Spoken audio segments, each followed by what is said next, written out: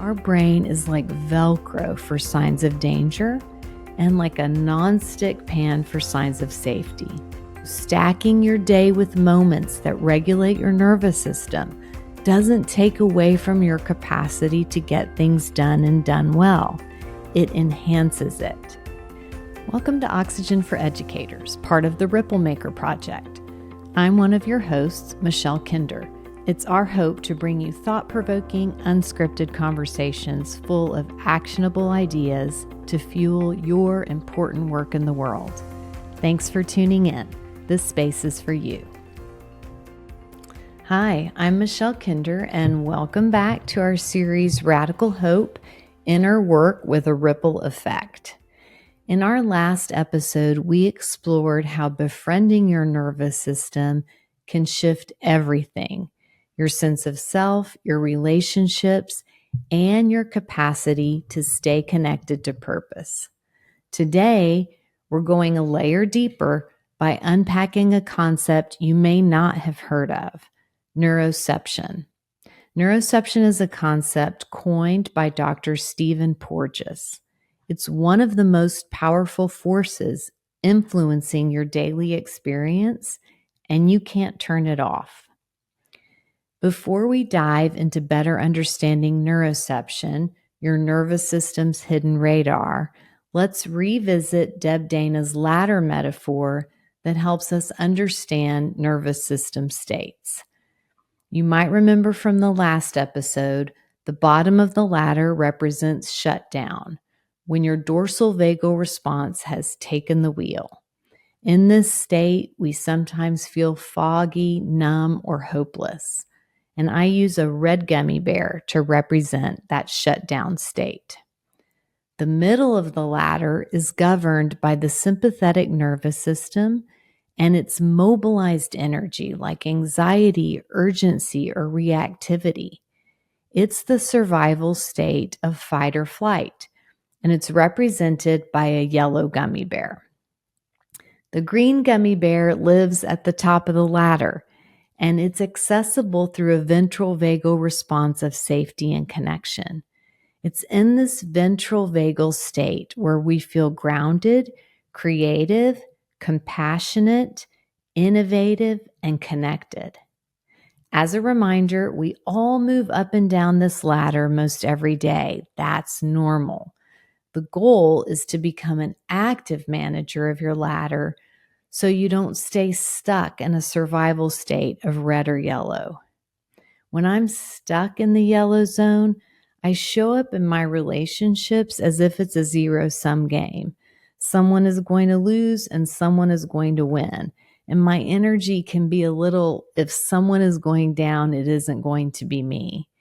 If it's really bad, I notice myself walking around and reading into people's faces threat or judgment that might not even be there.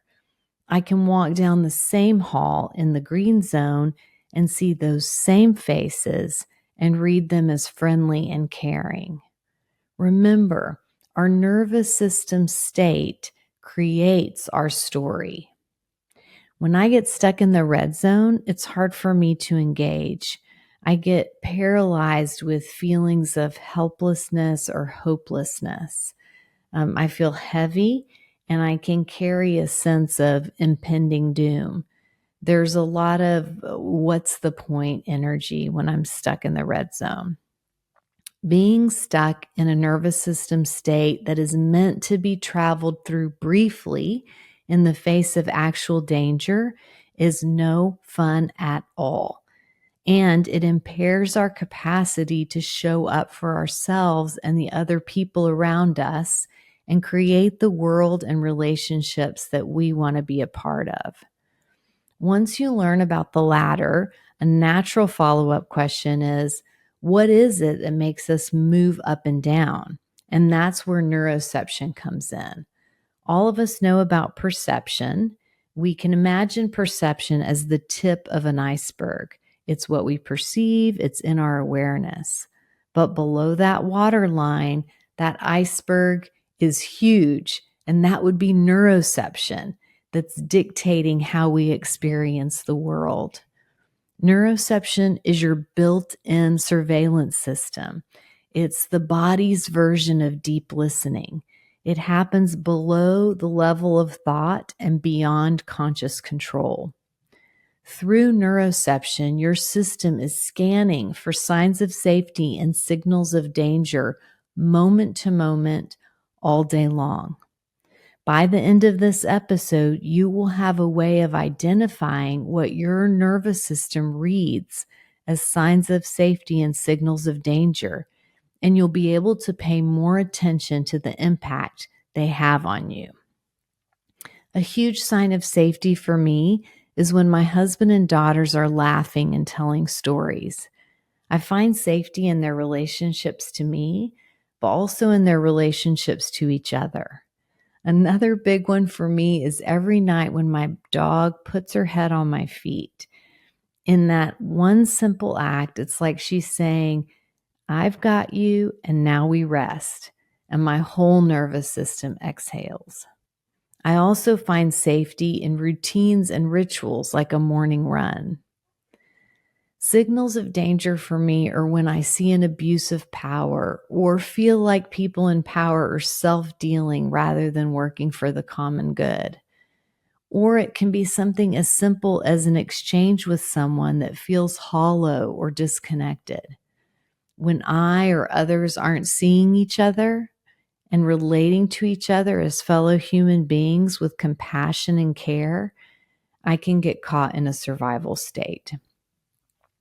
You don't control neuroception and the signs of safety and signals of danger, but you can learn to understand them.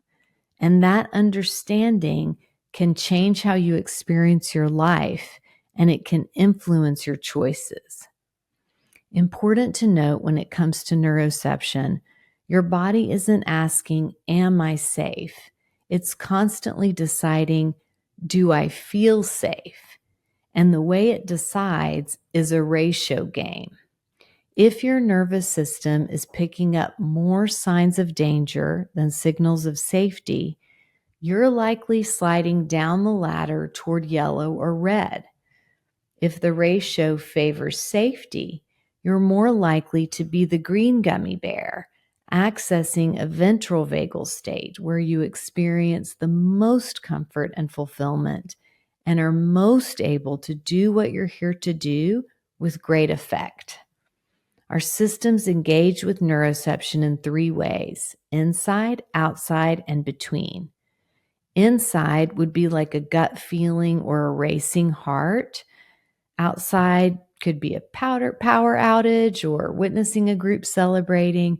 And between is what happens relationally. Are we connected or disconnected? Is the exchange we're having authentic or inauthentic?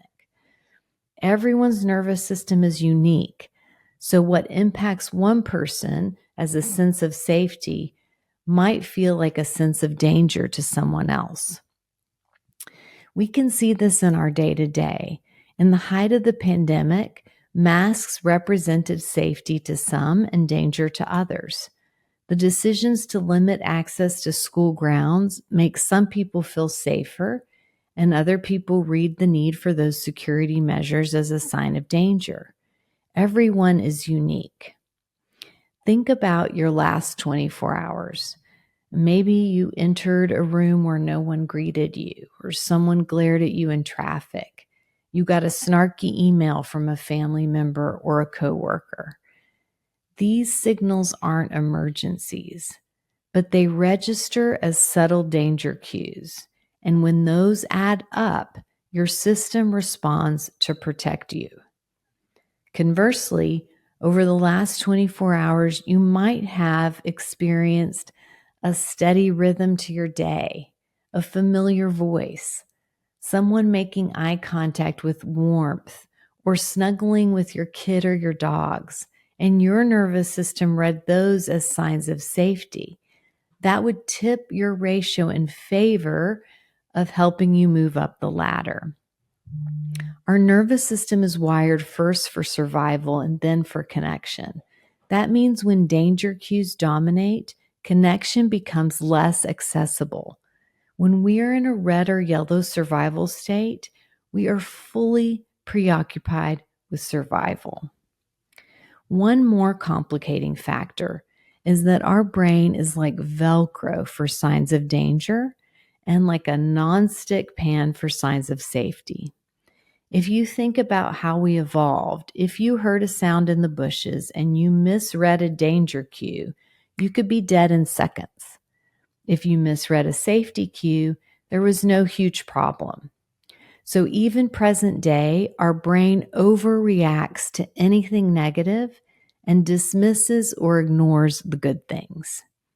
If you don't believe me, think about your last review. Perhaps you had pages of positive feedback and one or two things you could work on. But what did you go to sleep thinking about? Our brains overfixate and amplify the bad stuff unless we train them to pay equal attention to the good. We can literally rewire our brains with simple practices. Let me share one of my favorites. It's from Rick Hanson, who wrote Buddha's Brain and Just One Thing. I love Rick. His life's work of taking complicated neuroscience and sharing practical, accessible strategies is unmatched. Rick has an exercise he calls taking in the good. It has 4 steps that make up the acronym HEAL. The H stands for have a positive experience. Actively look for positive facts and turn them into positive experiences. This could involve noticing a pleasant sensation, a moment of connection, a sunset, a small accomplishment. The E stands for enrich. Intentionally savor the positive experience. Let it intensify and last for 10 or 20 seconds. This can be done by focusing its sensory details, feeling it in your body, and just being as present as possible.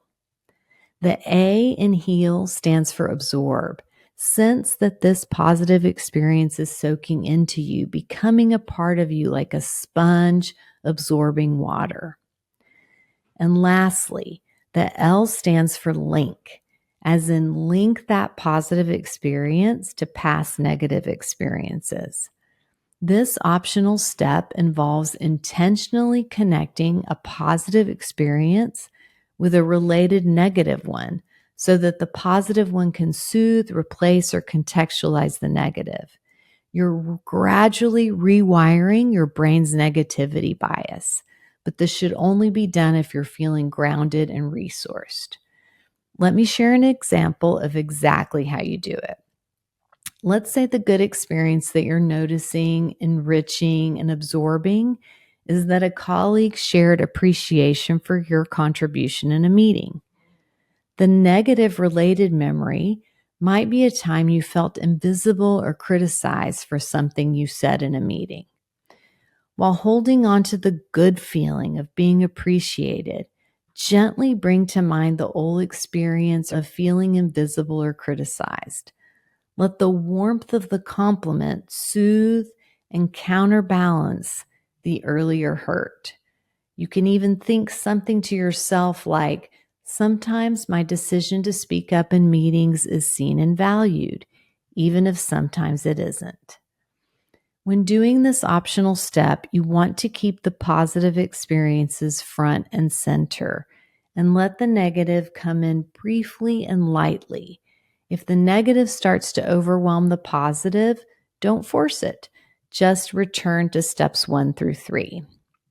We can do this type of exercise to help us access the green zone more easily and stay there longer. And it's in this safe and connected green zone that so much of the good stuff lives. Joy, empathy, innovation, belonging. And it's in the green zone that our natural brilliance flows out of us. What is so hard to do in a survival state can become nearly effortless when we are in a ventral vagal, top of the ladder, green gummy bear state.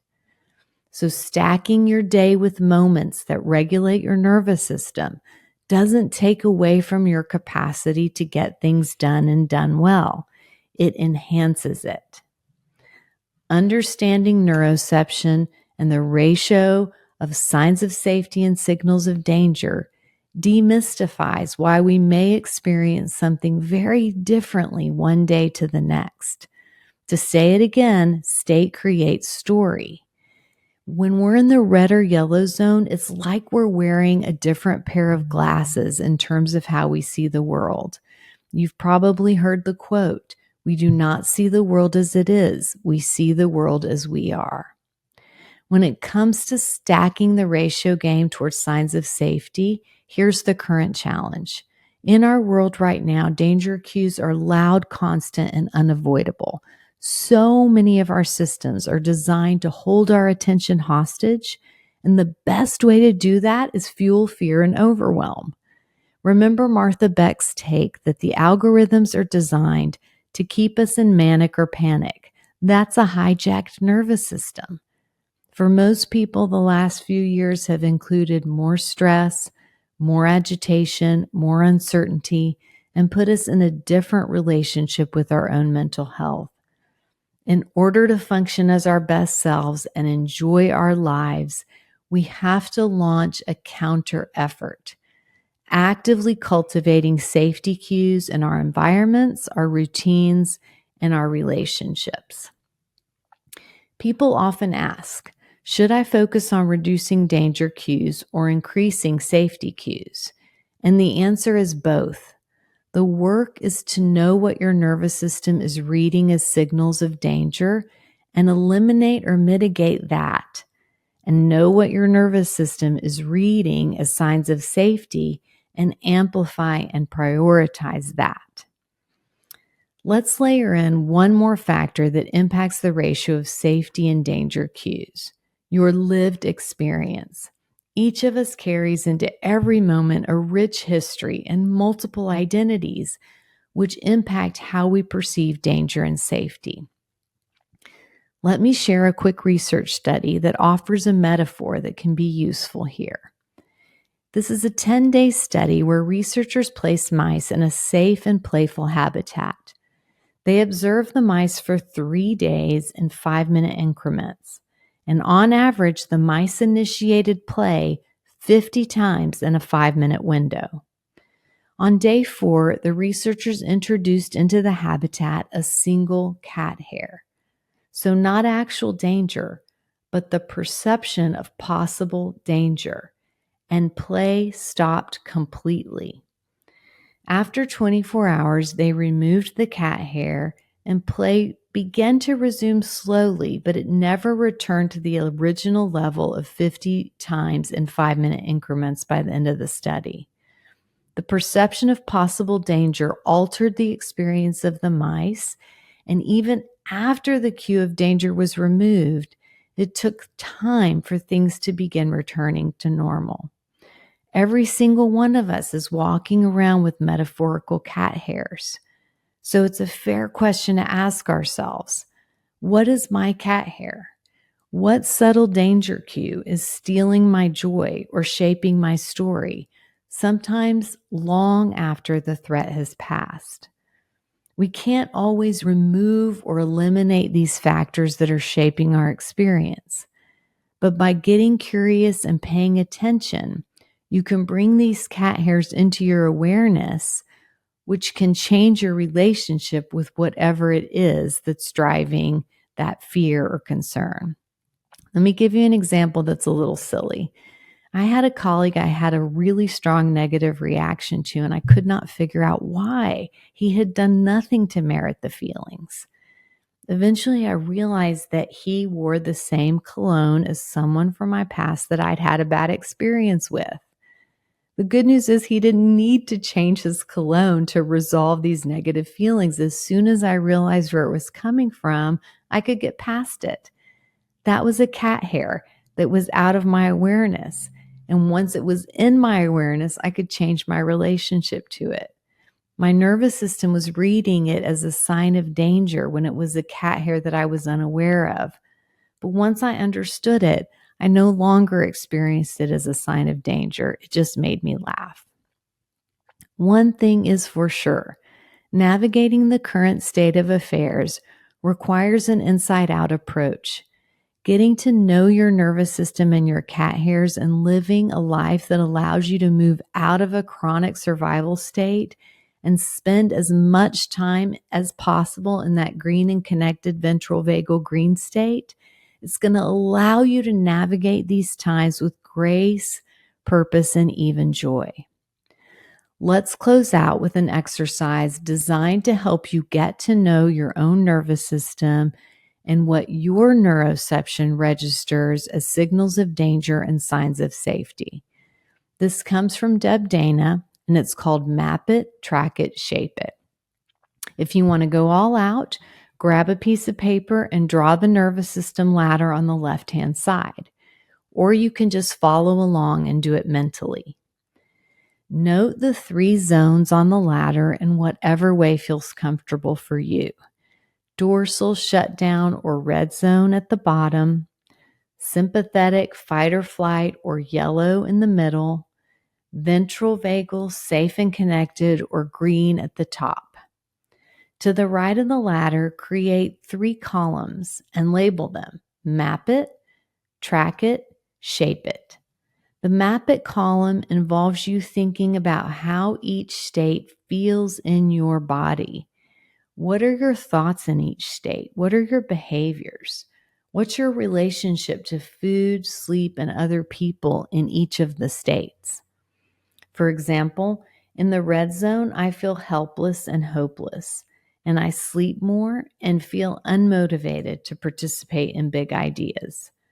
In the yellow zone, I villainize people who I see as wrong. I overexercise and I have trouble sleeping. In the green zone, I'm most empathetic and most preoccupied with how we are all connected and what I can do to lighten the load of other people. In this Map It column, you're spending time getting to know your own nervous system and how you show up and experience life when each state is most active in you. Now move to the Track It column. In this step, you are becoming aware of the triggers, the things that put you in yellow or red, and glimmers, the things that pull you up the ladder into green. You want to observe what cues or situations tend to shift you between states and what brings you back to a sense of safety. Deb Dana coined the term glimmers and defined them as micro moments of regulation that foster feelings of well-being.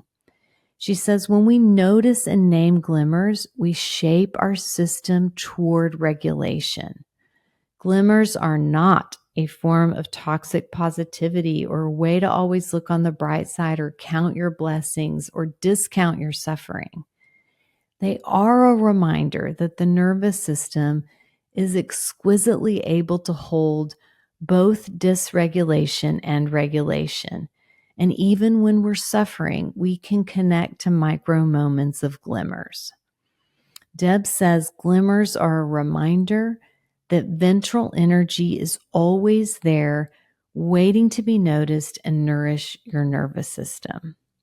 This year, Deb put out a Glimmers journal that's a great resource if you want to dive deeper on this.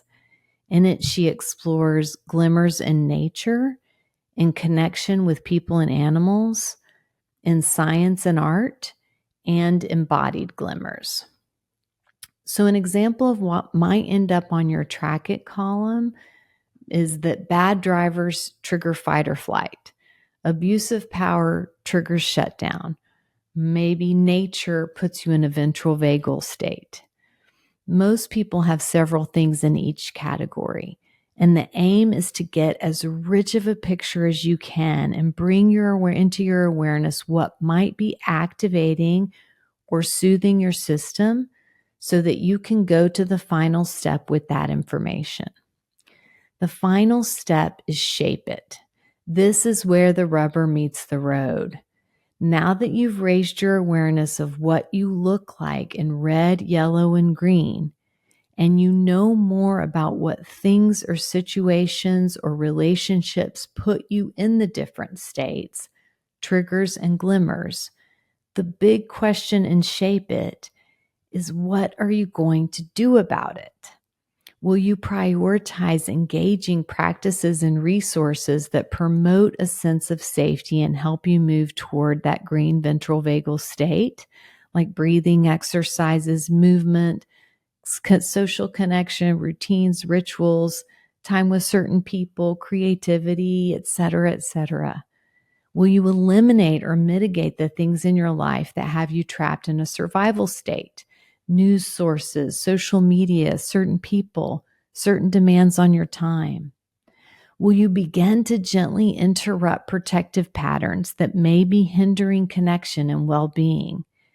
And will you build new patterns of connection through consistent practices like taking in the good that will ultimately support your capacity to access the green zone?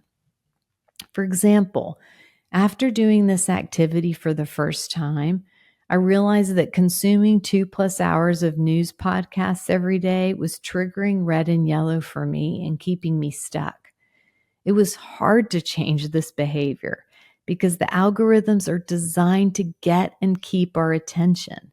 But I pushed myself to be accountable to what I learned from Map It and Track It, and I changed what news sources I was engaging with and turned off all notifications so that I had control over what time of day and under what circumstances I engaged. When I did this, I had more access to the green zone, which meant different glasses on the world. Remember, state creates story. And I had a much different sense of agency in terms of understanding what is mine to do and under what conditions I am most able to do that well. In essence, Map It, Track It, Shape It empowers us to become more aware of our nervous system responses and develop the ability to navigate the emotional landscape with greater intention and compassion.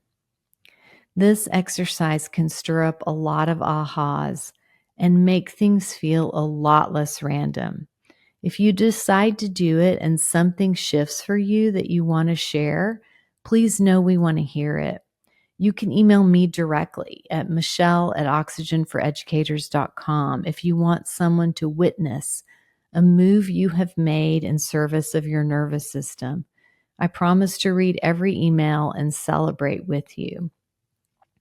What we've talked about today offers a framework for understanding and befriending the nervous system, which ultimately fosters greater well-being, deeper connection, and turbocharges your capacity to do your work in the world in a way that feels life-giving instead of like how much you suffer is equivalent to how much you care.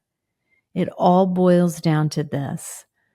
The traditional narrative is that you change how you see things or do things, and that will calm your nervous system. While that can be true, this nervous system work would argue that our primary preoccupation should be regulating our nervous system.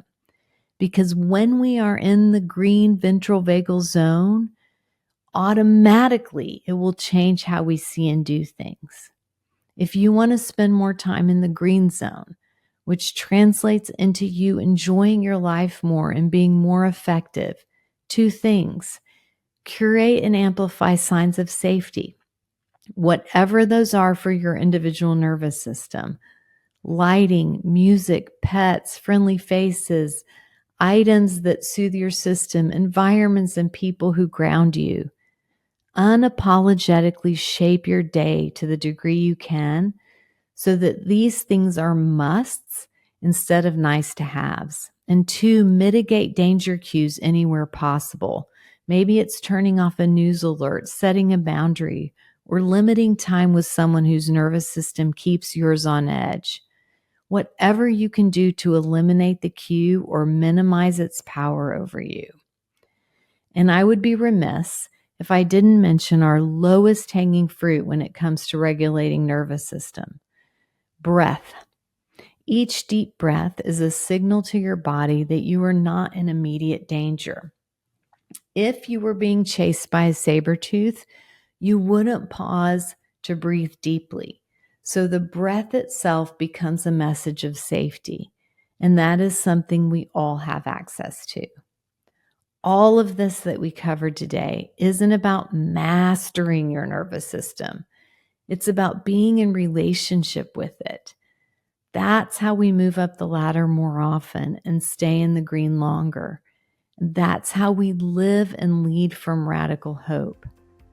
The next episode in this series, we're going to unpack self-compassion and the role it plays in radical hope.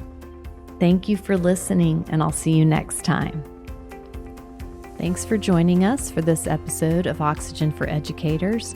Please like, share, and follow, and if inclined, leave us a 5-star review so that we can keep making content for you. Let us hear from you if you know someone we should interview or a topic we should cover.